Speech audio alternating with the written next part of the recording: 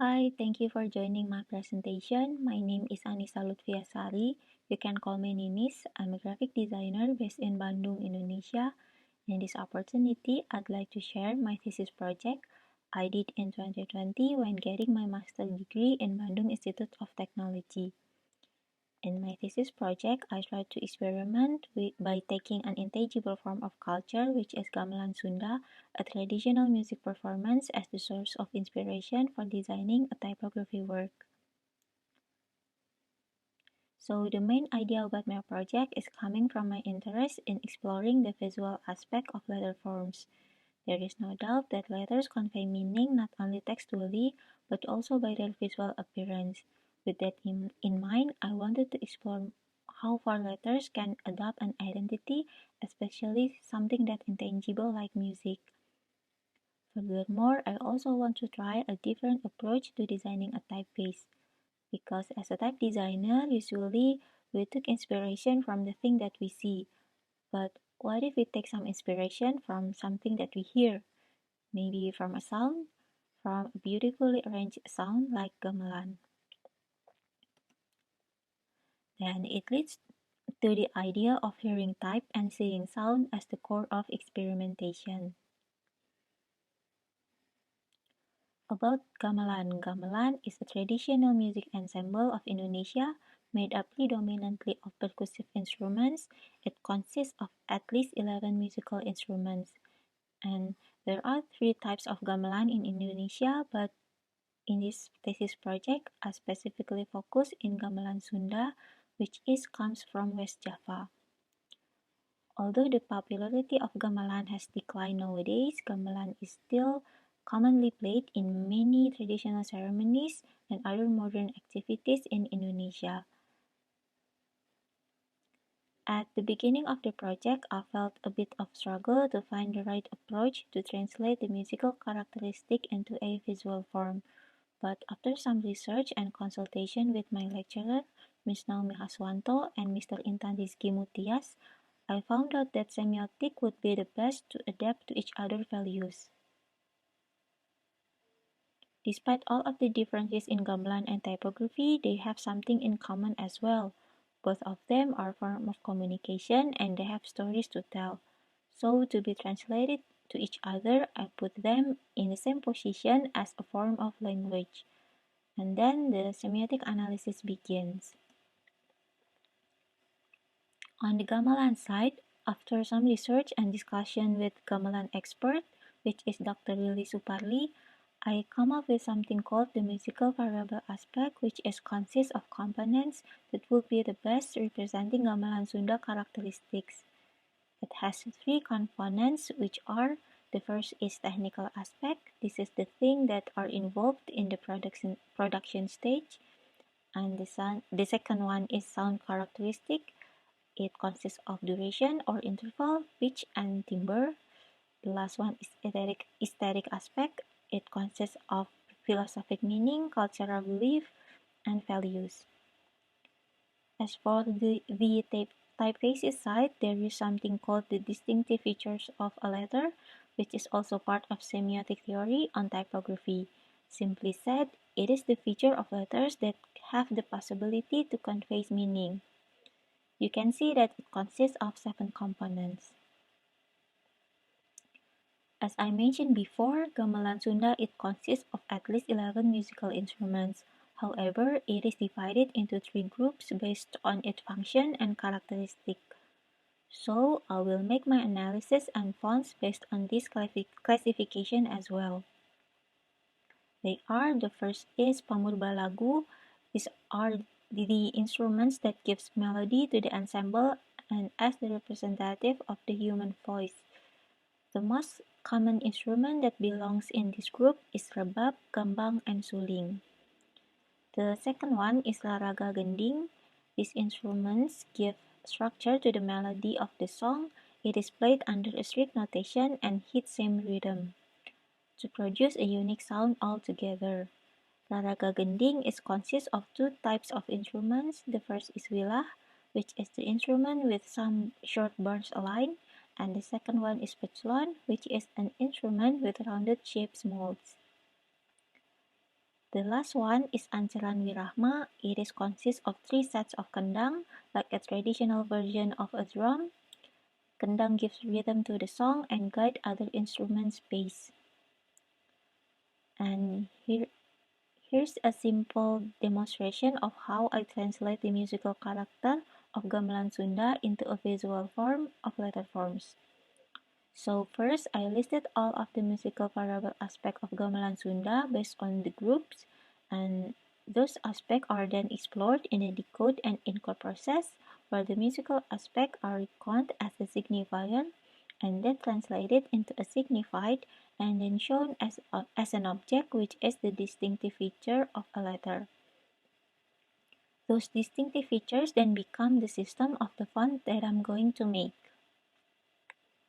So I made this table to translate all of the sound characteristics. And finally, I came up with this data as the base for the font. As you can see, it might seem too many attributes for one font, but thankfully there's a magical tool called variable fonts. It is really exciting about the unlimited possibility that variable fonts offer. Moreover, I also took this thesis project as a chance to try and learn about this latest font technology.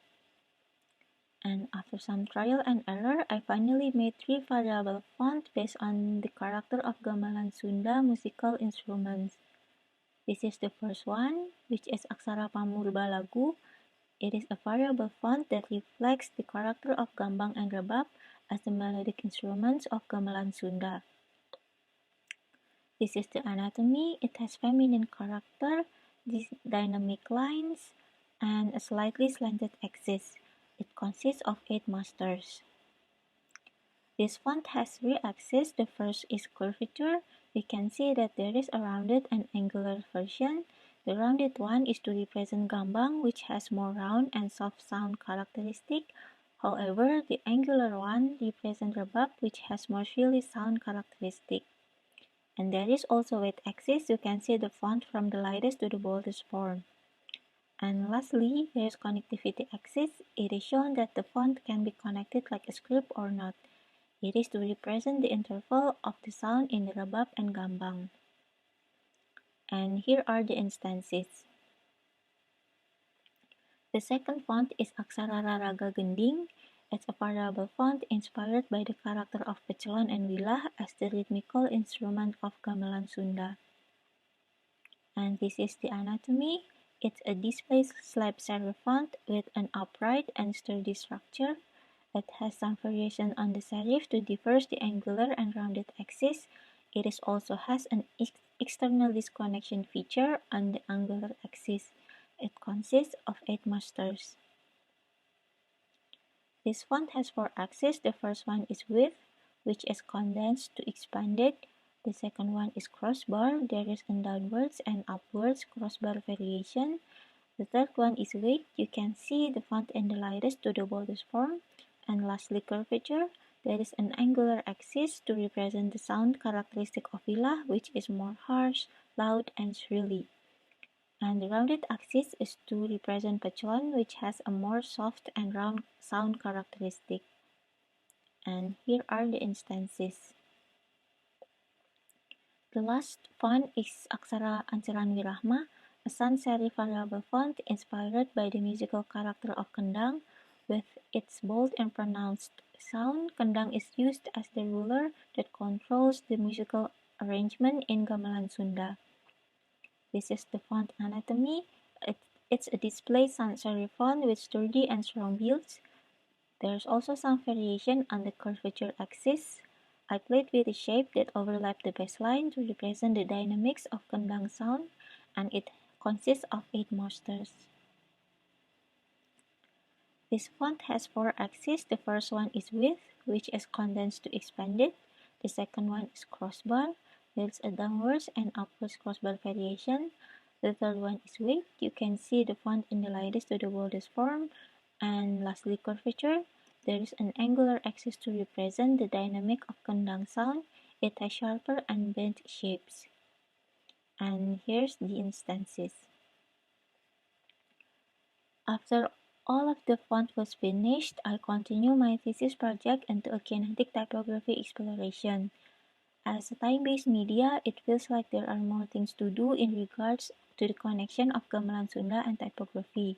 So I looked into how the Gamelan Sunda instruments are played, and I found that there are certain rules and patterns for each other group of the instruments as it mentioned in this table.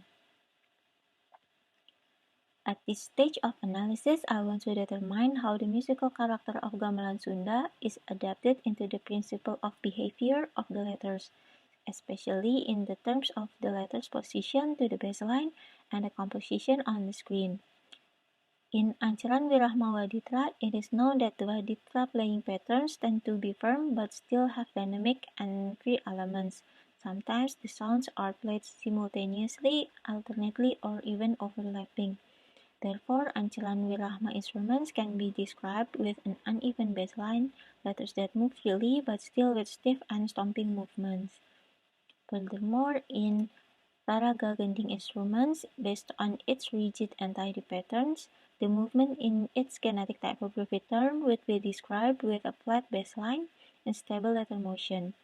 While in Pamurba Lagu instrument, the playing technique is very dynamic, flexible, and free, so the kinetic typography term Waditra Pamurba Lagu will be depicted with a curved baseline and flexible movements. Moreover, every group has its playing technique which will be represented as visual rhythmic beats when the visual appears accordingly with the audio beats. In this kinetic typography exploration, I have three stages of experiment. In the first stage, I try to map the playing technique of each instrument into visuals to create patterns of the movement. This is for Pamurba Lagu.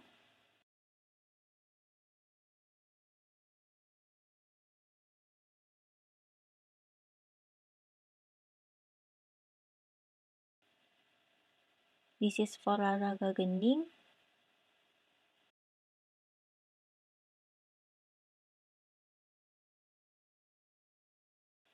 And this is for Ancaran Wirahma. Then in stage 2 of experiment, I made those patterns that I made in the previous stage into simple moving posters like this.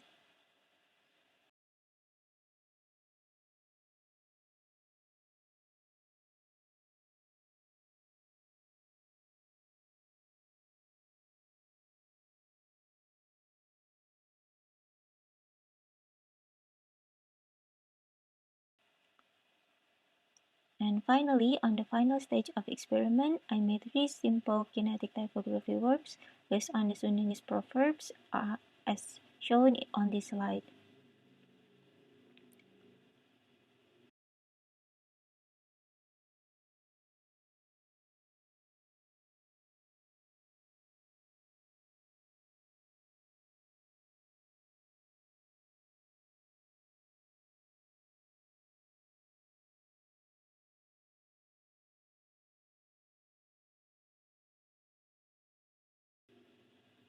I learned a lot in the whole process of this thesis project. In fact, this is my first attempt to make a variable font and kinetic typography.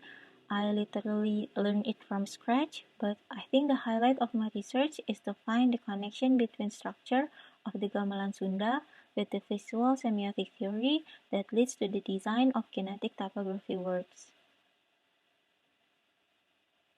In gamelan, there are three major aspects that build the aesthetic of Gamelan Sunda. It's Wirahga, Wirahma, and Wirasa, which is in sync with the aspect of visual semiotic, which is pragmatic, syntax, and semantic. Between Wirahga and pragmatics, gamelan and letter forms are visible, physical, and technical. This is manifested in the design of variable font that adapts the sound characteristic of the Gamelan Sunda instrument through the distinctive features of the letter. Between Wirahma and syntax, there is a relationship between the rhythm of Gamelan Sunda with the moving elements of kinetic typography. Wirahma, as the system of or pattern of Gamelan Sunda, is the one that binds the elements in the movement of letters in the kinetic typography design that produces visual rhythmic beats. Between Virasa and Semantic, the musical elements of Gamelan Sunda and Kinetic typography are seen as something that contains meaning.